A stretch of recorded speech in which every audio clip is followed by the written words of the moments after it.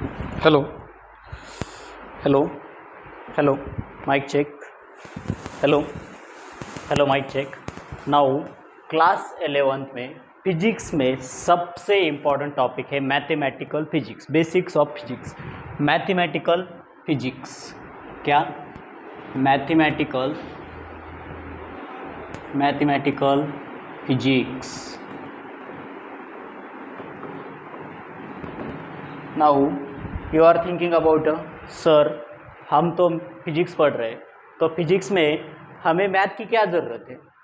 भाई ज़रूरत है इसकी, मैथमेटिक्स की क्या ज़रूरत है फिजिक्स में?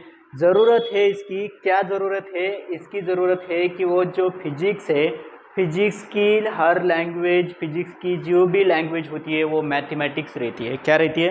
फिजिक्स की जो भी लैंग्वेज रहती है वो मैथमेटिक्स रहती है। ठीक है, mathematics is the language of physics. क्या है मैथमेटिक्स? क्या है? Language of physics. क्या है mathematics? Mathematics is a mathematics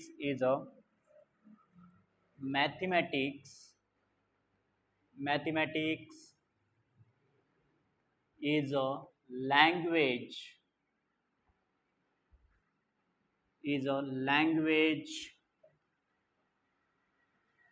किसकी? फिजिक्स की। मैथमेटिक्स इज अ लैंग्वेज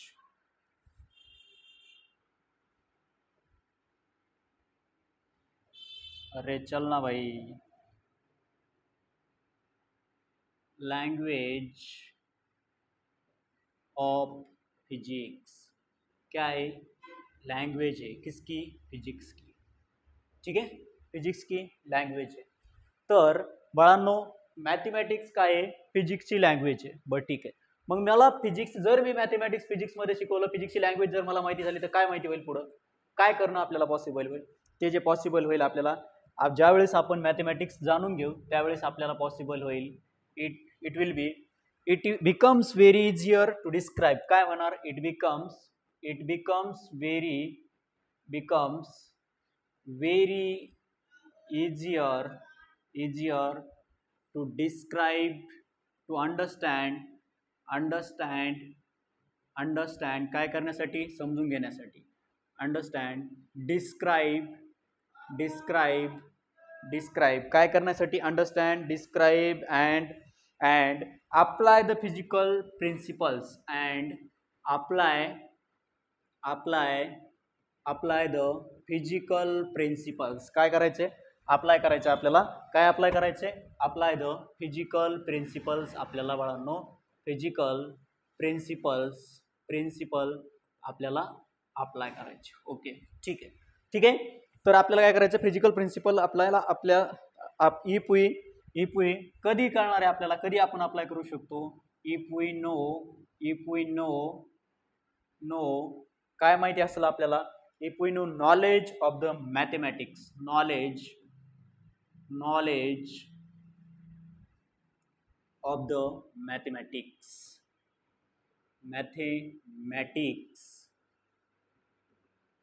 काय?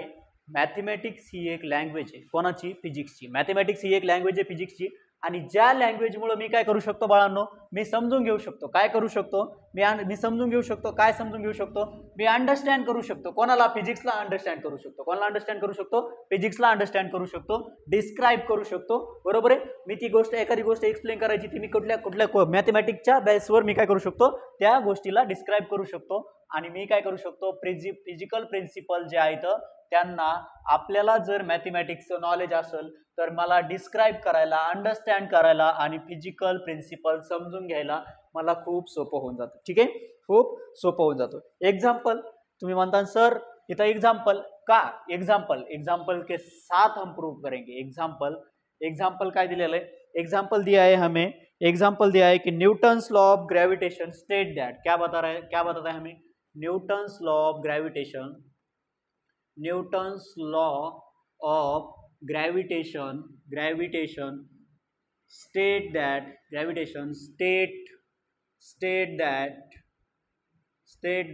क्या स्टेट करता है? that every body in the universe, state that every body in the universe attracts to every other, universe attracts in the universe attract the every other body. Universe attracts the every other body by by other body by with a force किंवा by or attracts every other body with a force with a force. The force आणि जो force आहे तो force कसा आहे which is the force which is directly proportional to which is directly proportional to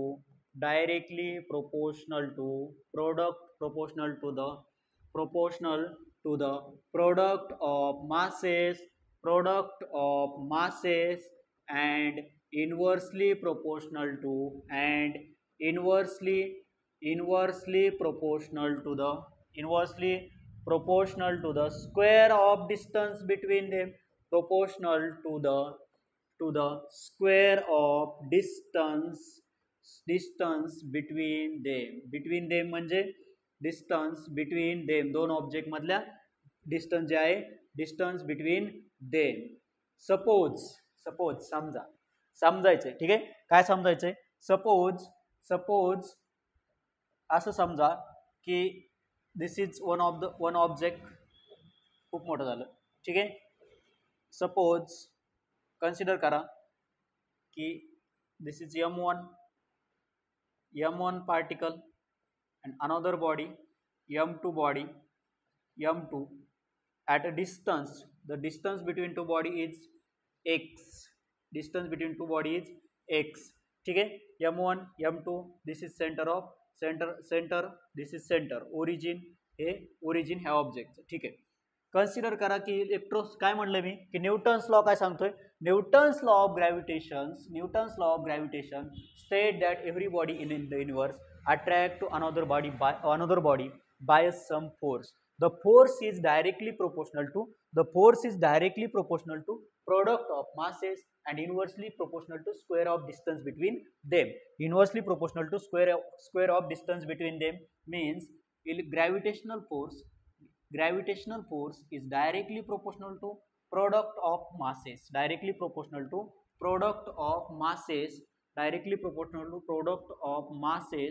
And inversely proportional to gravitational force inversely proportional to square of distance between them. And the force combining equation first and equation second, gravitational force is directly proportional to product of masses and inversely proportional to square of distance between them. On removing proportionality sign we get gravitational force is equal to g m1 m2 divided by x square. ठीक आहे. काय मिळालं आपल्याला g m1 m2 divided by x square आणि x square मिळालं. तर इथं तुम्ही g जो मिळाला तो काय g तुमचा gravitational constant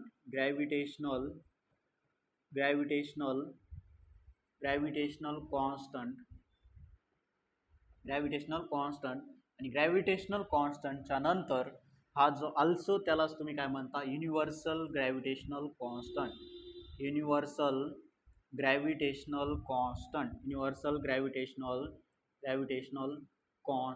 another name is universal gravitational constant.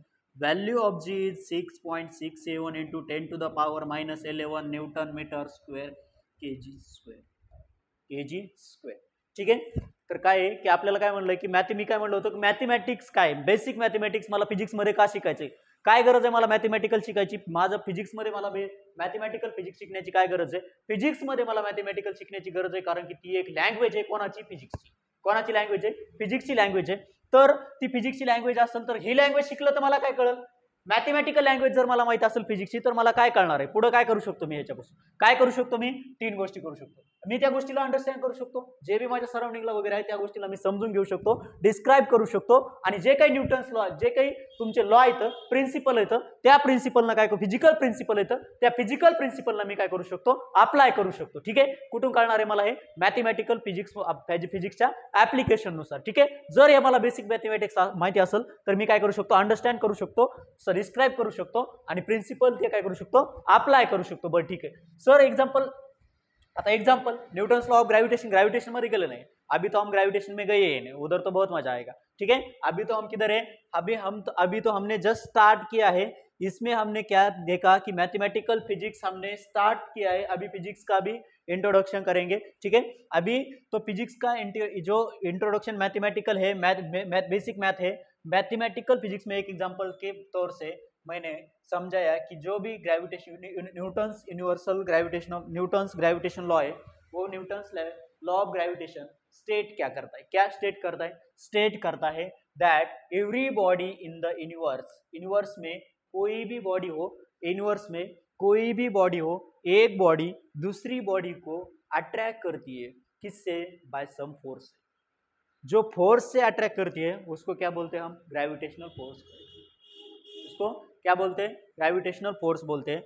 और जो ग्रेविटेशनल फोर्स है वो डायरेक्टली प्रोपोर्शनल है किससे, प्रोडक्ट ऑफ मास से. डायरेक्टली प्रोपोर्शनल किससे बेटा, प्रोडक्ट ऑफ मास से.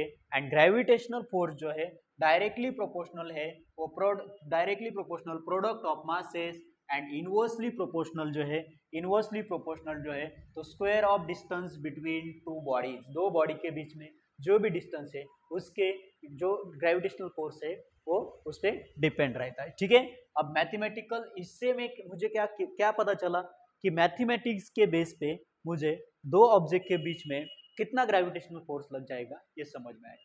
मतलब मैथमेटिक्स, अगर मुझे बेसिक मैथमेटिक्स पता हो तो मैं फिजिक्स को अंडरस्टैंड करने में, एक डिस्क्राइब करने में, और कोई भी लॉ है, कोई भी प्रिंसिपल है, उसको समझने में बहुत दिक्कत आती नहीं हमें. ठीक है, क्लियर है.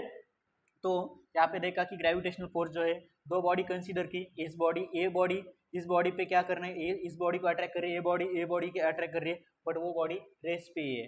ठीक है, वो बॉडी रेस्ट पे है. तो अब ग्रेविटेशनल फोर्स जो है, ग्रेविटेशनल फोर्स डायरेक्टली प्रोपोर्शनल है किससे, product of mass say. Gravitational force inversely proportional है दो बॉडी के बीच में कितना डिस्टेंस है, वो भी डिस्टेंस कहाँ से लेंगे हम, from the centre of the body.